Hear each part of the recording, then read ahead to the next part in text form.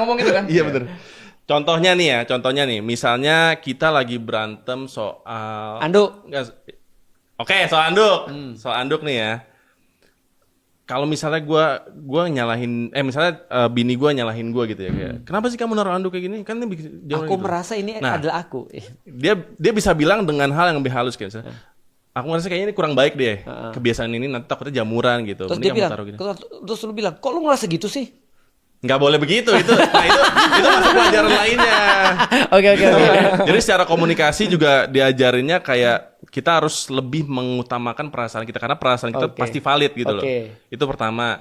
Terus ada 4 mantra buat kita kalau misalnya kita berantem. Yang pertama no stonewalling. Stonewalling itu artinya kita nggak boleh break gitu loh. Kita nggak boleh ngasih tembok kalau misalnya kita lagi berantem. Kita nggak boleh ya nggak boleh kayak gitu. Atau nggak boleh ninggalin gitu loh. Oh iya pergi. Boleh ninggalin dengan catatan kalau emang kita punya anger issue. Iya. Daripada Takut menyakiti, kita boleh lah break, main PS dulu, baca buku 20 menit apa segala macam. Habis itu kita ngobrol lagi gitu loh. Itu no stonewalling. Terus ada juga no criticism karena kritik itu lebih nggak boleh kritis, kocak. Kocak lu.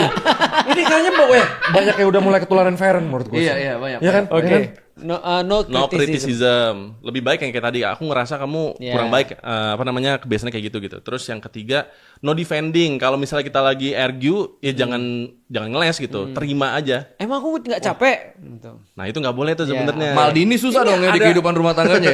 Iya, gak boleh defending dulu Nesta, Materazzi. betul. Terus yang terakhir no condemn. Condemn lebih parah lagi. Iya. Dia mengutuk ya. Iya.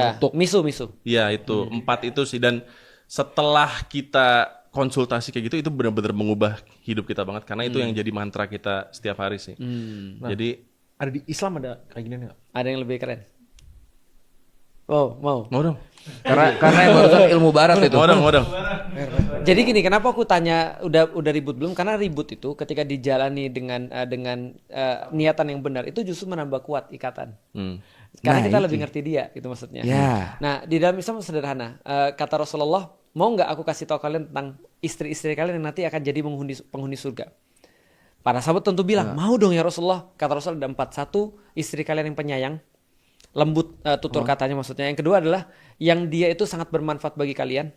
Yang ketiga adalah yang banyak anak.